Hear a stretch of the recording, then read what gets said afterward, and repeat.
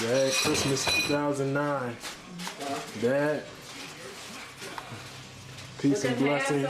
Peace on earth, goodwill to all men. Praise the Lord. Mother. Still doing final touches here. So, just so pleased that our wonderful son has come to join us and make our Christmas special. Merry Christmas, Granny. And the same to you, my dear grandson. All right. Now tell me about your grandmother and her family. You want me to start with my grandmother rather than my grandfather? Oh, you can start with whoever you like. All right, well, my grandfather,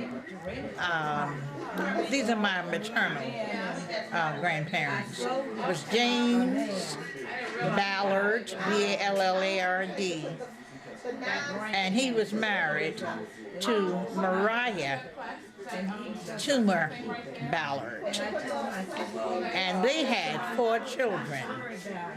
The oldest was Tama, born in 1896, and they had the second child, who was James Wesley Jr. He was born in 1908, and then they had 1907. Okay. Then they had a son, Leroy. We called him Uncle Roy. We never saw him, you know, I always heard about it. And then my mother was the youngest child, Lottie. She was born in 1910. Okay. The 2 boys didn't have children.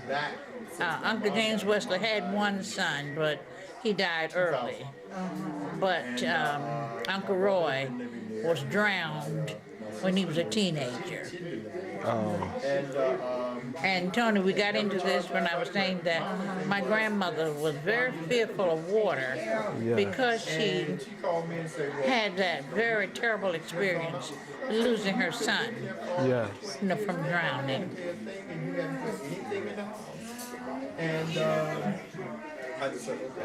I'll do what I can do. My grandmother was a teacher type. She taught Sunday school. She could read and write.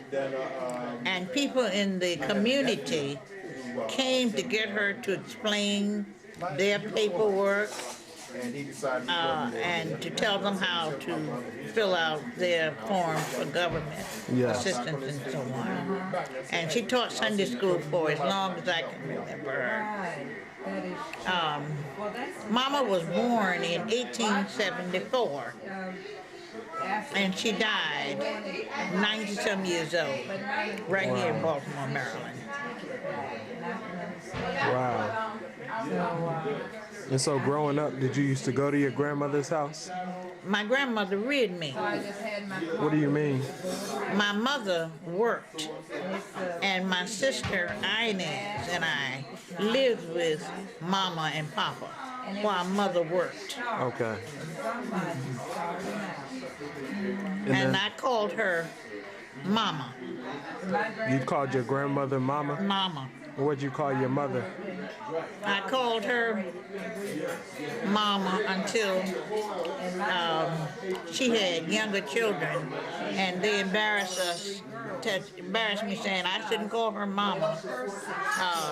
I should call her Mother, so those girls, Barbara and Tootsie, would call her Mother. Okay. So I started calling her Mother. And how many siblings did you have? I have had 3. Okay. My grandfather got 6.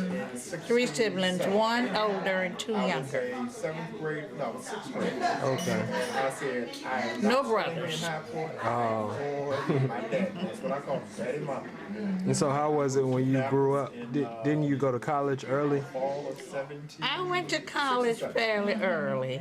How old were you, Granny?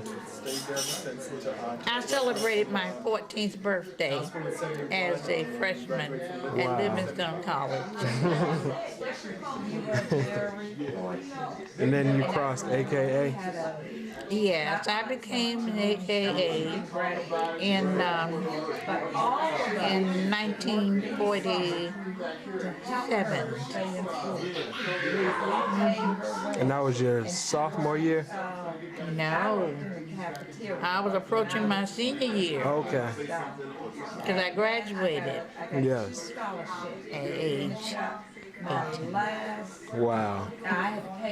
And after you graduated, what did you do? Came to Baltimore. My parents had moved here, Okay. and I came here and I took the professional examination for teachers, and God blessed me to pass it.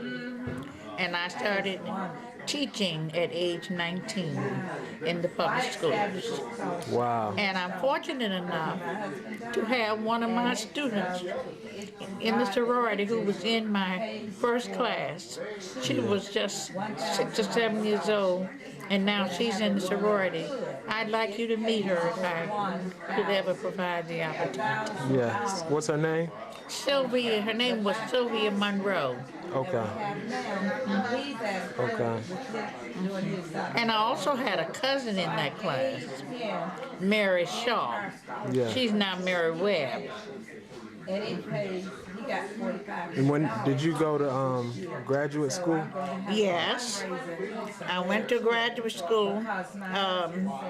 The first graduate school that I attended was Catholic University in Washington. At the time that I started, things were not too good for scholarships, Yes. excuse me, and opportunities for us. Yeah. But I went to Catholic University in Washington, D.C. I'll never forget, I rode with a lady whose name was Miss Ethel Archer Clark. And she introduced me to going to graduate school, Yes. and Catholic University is still in Washington. I didn't graduate from there. I got married, and And what year did you get married? I got married in 1951. Okay. And then you went to Johns Hopkins? Yes. I went to Johns Hopkins. Before I went to Johns Hopkins University, I went to Catholic University for graduate study. Yes. And I also went to Syracuse University. Oh, really? Mm-hmm. I didn't know you went to Syracuse. I went to Syracuse. I did not know that. And when mother kept the twins, and I had Angela with me. Okay. And Angela had her first experience in an integrated society Yes. because there were very few African Americans in the area. Yes. So her earliest friends were the Caucasian kids Yes. who were from all over the world, Syracuse University. Yes. And In that, his family, I call them great landowners. Their area is basically rural agriculture, Yes. but they own large areas of land. And my niece has season tickets to that. from generations, he could take me back to show me where his grandparents' home, was. Yes. And they were They were just people who were You just swing by. And landowners. yeah. But then The landowners. Yeah. And the people who, the women went to school. A number of the women in that community went on to high school and then to college. Yes. And both our communities were places where there was no high school. yeah, that's true. And that's what We had elementary, and then you had to go someplace Yes. by transportation to get to high school. And what? When we look back, We have some. we said, Lord, you brought us from a mighty long way. Yeah. Papa, how many siblings did you have? 3. I was 7. It was 7 of you? What were their names? Yes, I mean, I had, so I would be able. What was the name? Yeah. Coleman, Miss Mercia, Maisie, Dozette, Floyd, Alan, and Apple. 4 boys and 4 girls. You all used to run the whole farm growing up? We had people, when I grew up, they had somebody that run it for us. Oh, so you all didn't run the farm? We were on the farm, but we were the head runners. They were well-to-do people. Oh, so you all had money? My mother. And they were 2 separate entities. I don't care. You don't talk about the money? And just send it to your phone. Yeah, you taking the whole. That's a whole kitchen. Oh no. Let me show you.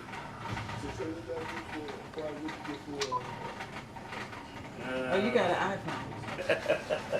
Stop. So you say you see a little bit under the boat there? Yeah, name of the father. To me. Let's hey, look at it. How about you, Rob? Diamond. Smokey Smoke. Get that picture, Smoke. Smokey Smoke. Get that picture, boy. See, now they look good, don't they? Yeah. Get that picture, Smoke. Every day, including New Year's Day, 9 to 6. Different places, wasn't it? All right, Granny. I was born in a little area outside of Wilmington, North Carolina, called Phoenix, Phoenix, North Carolina. A little town on the Cape Fear River between Navassa, North Carolina, and northwest North Carolina.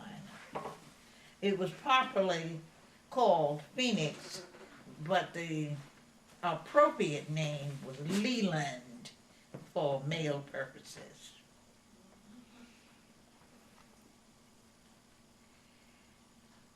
I started school before my 6th birthday, and because I was always very verbal,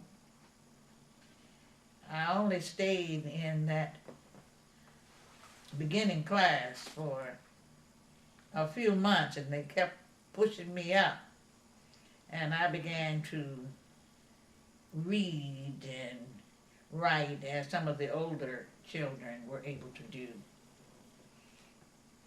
And so at the age of 9 years old, I graduated from that little country school and went to the large school in Wilmington. I was 9 years old at the time, and I went into the 8th grade. People were very kind to me. A number of my relatives from neighboring little country towns around knew my mother, and they heard about me evidently, and the fact that I was a little bit different. I did all right in school. I went to a very large high school, large for that time, in that over 2,000 students were in that school. What was the name of the school? Williston, Williston High School, Wilmington, North Carolina. How would you get to school every day? Different ways I would get to school, different ways. Some of the parents in that community would offer rides to the students who were going. And then there was a suburban train that would come by to bring us back in the afternoon. We got there the best we could. But I skipped over a part because at the time that I finished the 6th grade or 7th grade, my parents were living in the city, and I stayed there with them. I was with my grandparents before then, and they moved shortly after because Mother and Daddy had acquired a business in the country called Phoenix. The business was a kind of cafe, juke joint in the country next to the baseball field. And we were living there when my first sister next to me, Marge, was born. She was 11 years younger than I. And we lived in a place on 6th Street. And if we ever get to Wilmington, Tony, I want to show you the house. Okay. The house was a stone house, and it still is there, I think, near the railroad track. Okay. I went to Williston High School. At that time, education was not as advanced as it is now. They didn't have junior high school and high schools. There was just a high school, which was from 8 to 11.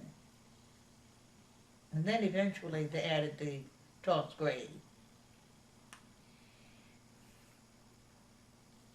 I did all right in school, but never did I consider myself an equal to some of those students in the class who were from different kinds of families and who were older and much brighter.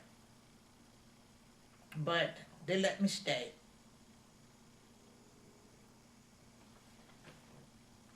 My father's name was Oscar, O-S-C-A-R, Lewis Formey, F-O-R-M-E-Y.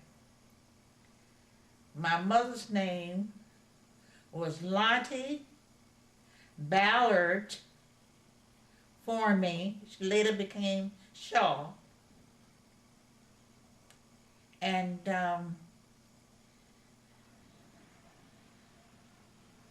my parents were divorced when I was a little girl. And but when I was 11 years old, maybe 9 years old, my mother remarried. And when I was 11, I had started having sisters. I had one sister prior to this who was older than I, Inez. Her name was Inez, and you, hmm? Oh, I thought you were saying something. But anyway, after my mother remarried, there was a divorce. Did I say that? You mentioned it briefly. Okay.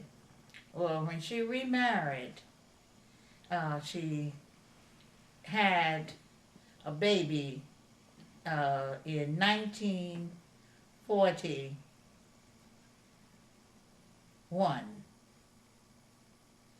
And her name was Margie Elizabeth.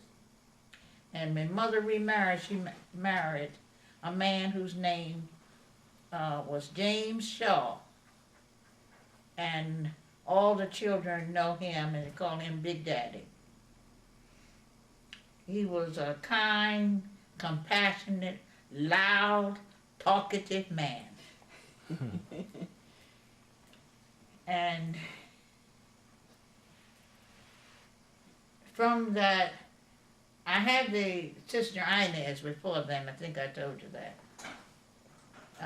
But after then, I had two more sisters, Margie Elizabeth and Barbara Louise. And do you remember what year Barbara was born? Yes. I mean, no, yeah, both of them were born. Margie was born November 26, 1940. Barbara was born July 1942. My older sister was much older than I was. She's 5 years older than I was, Inez.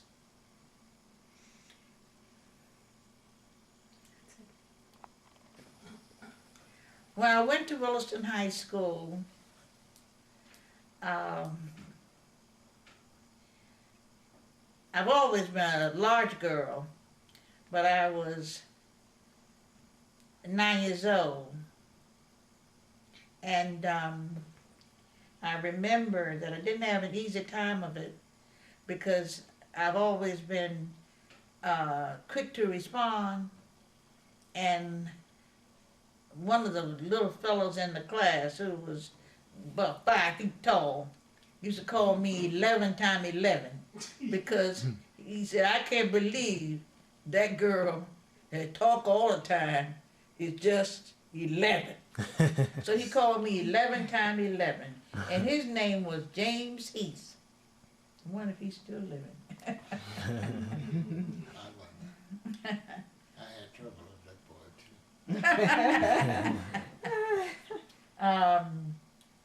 too. I graduated from Williston in a class with 150 of 150 people. And I was number 11 in honors. It was very interesting. The first 10 people received wonderful scholarships to colleges all over the state. And I didn't get anything because I wasn't in that first 10. Now, how did I get to go to college? I had a pastor who, of course, knew the family, and he came to visit us, and evidently he had heard something about the fact that, that I was a child who liked to study. And so he came and talked to us about this place called Livingstone College. And his name was Reverend Welch, W-L-C-H. And he wrote a letter of recommendation and got some other people to do the same. And Livingstone accepted me. When I went to Livingstone College, I was 13 years old, entering my freshman year. Of course, you know, school begins in September, and I celebrated my 14th birthday there. My parents really had a lot of courage letting me go that far away, and I went by myself on a train. Wow. And when I think about all the things that could have happened to me, I mean, on a bus. Yes. When I think about all the things that could have happened to me, it was a time of war, and there were strange people, soldiers, and well, there was no supervision, you know, on the train. I said, the good Lord just kept me safely there. And I went on the Seaboard train, and had to transfer in Greensboro, North Carolina. And from Greensboro, headed towards Salisbury. So tell what happened when you went in college. What did you major? I majored in English. And I minored in history. And it was very interesting. There were some other girls there who had similar stories as far as age. Yes. And the matron in the dormitory saw that we all were, that we were very immature, didn't know anything, and were young. They were around 14, 15. And, you know, I was younger. And she put us all together.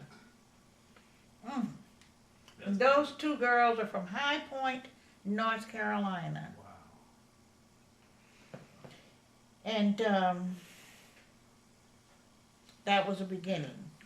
I remember the matron of that dormitory, only one big dormitory, Livingstone, hardly more than that now, just a real big one, put us right together. Did you join any sororities or? Oh, yes. After 2 years, you know, sororities invited you to something. They were looking at your grades and that kind of thing.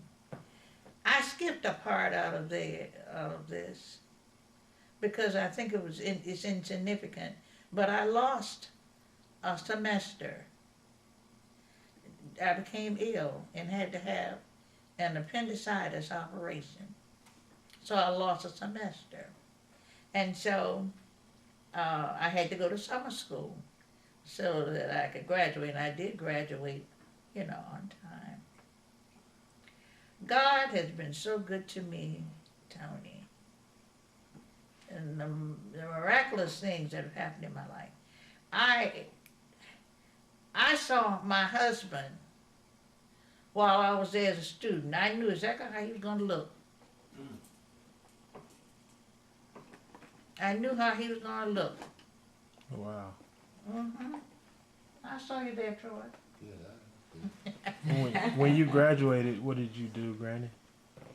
After I graduated from college, I, you know, started teaching elementary school.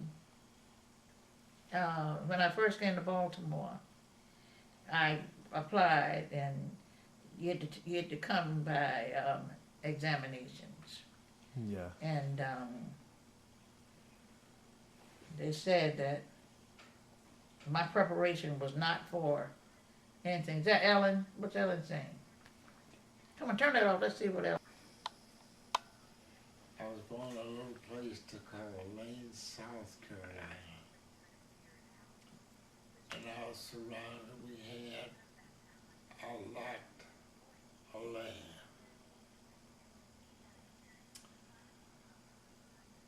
I went to the Maxwell School about 6 months, and after time I went to the Brunson School. And my grandmother came to see my father, and she said she had to have one of the kids to live with her. And who they took me to live with her. I lived with her for about 10 years.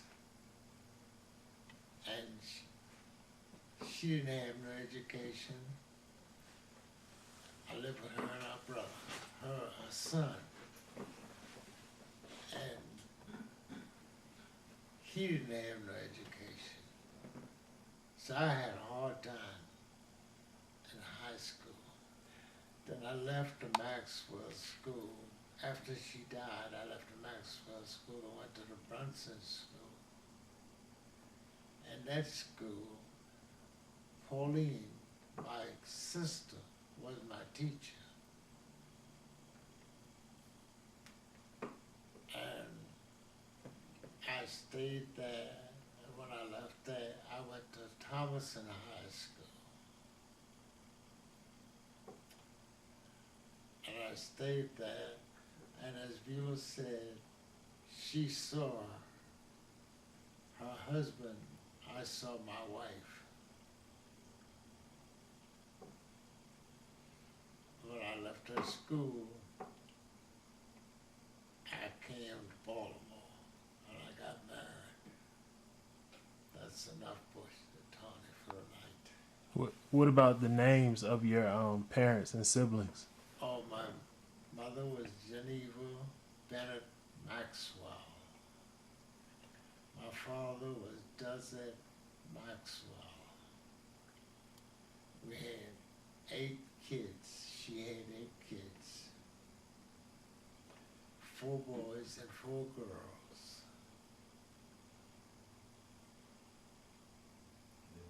And what were their names? Pauline Bush, Pauline Holman, Mercina, Maisie, Duzette, Troy, Allen, and Elma. Okay. I got married, I knew I wasn't going in the army. I was going to stay home. But luckily I got drafted. I went back to school while I was in the army. And I became corporal. And you were doing good if you make corporal in 2 years in the army.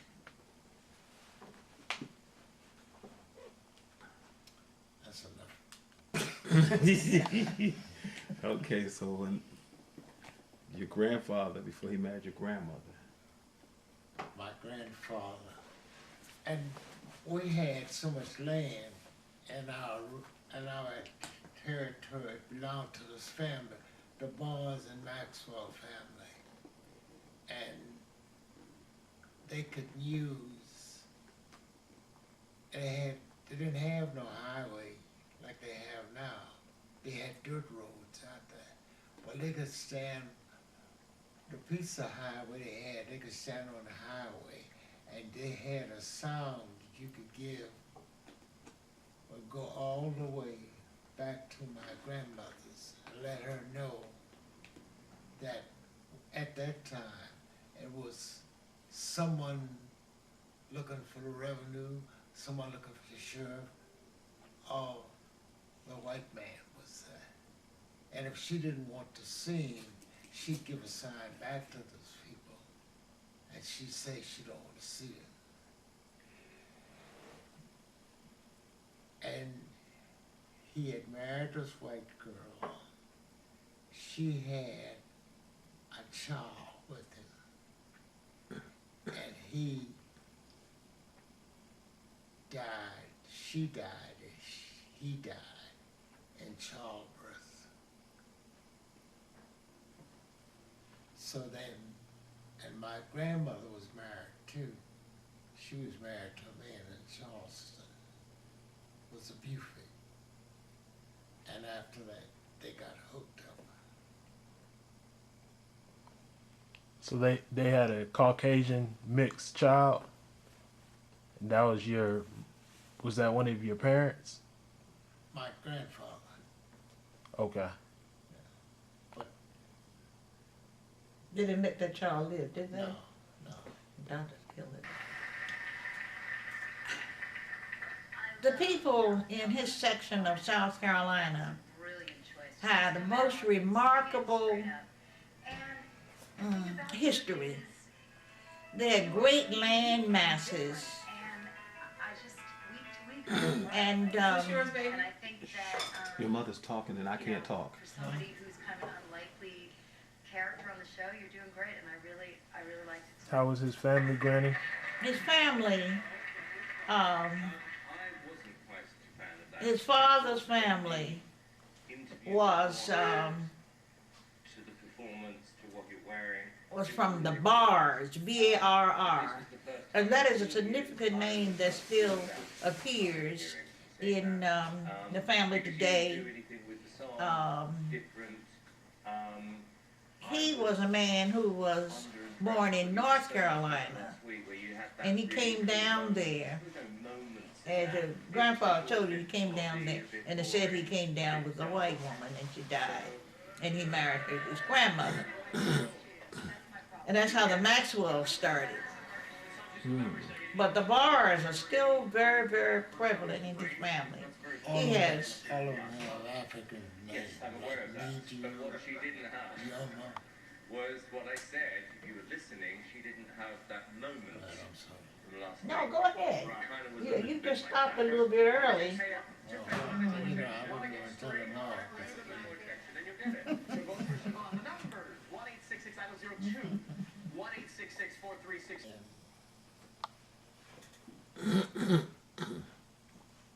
But what it is to us,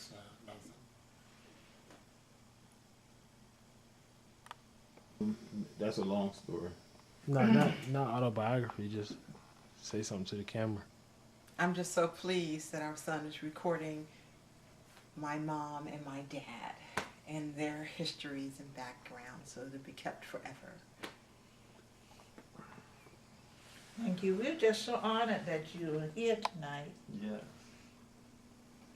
And you brought your handsome son, my grandson.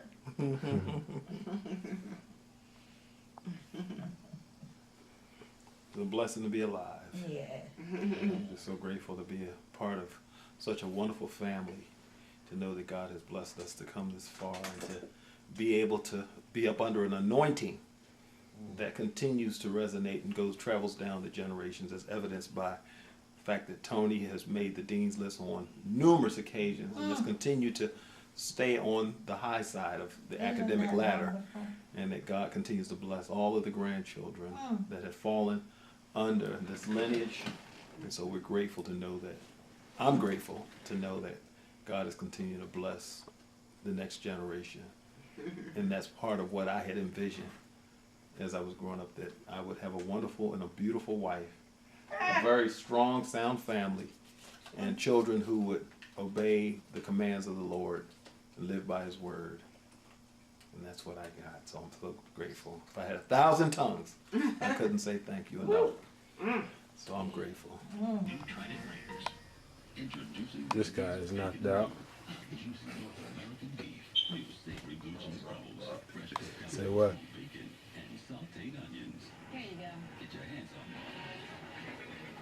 He just looks swole asleep.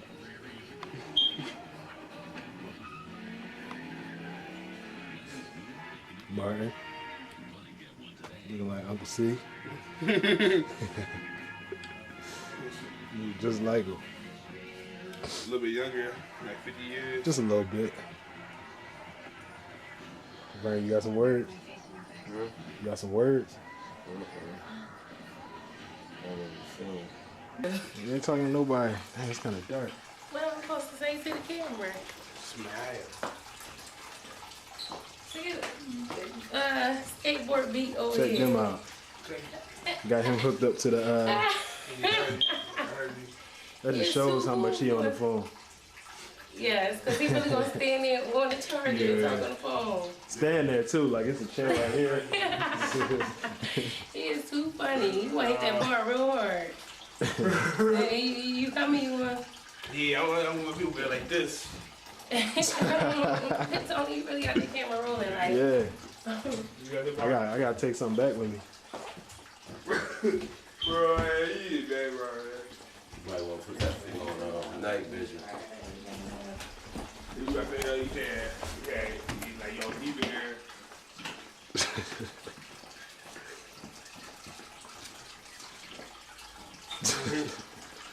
It look like you got on like a royal blue suit. That's a little like. Yeah. That's a good thing, baby. Understand what you gotta understand. And then you gotta just understand. You understand? Great.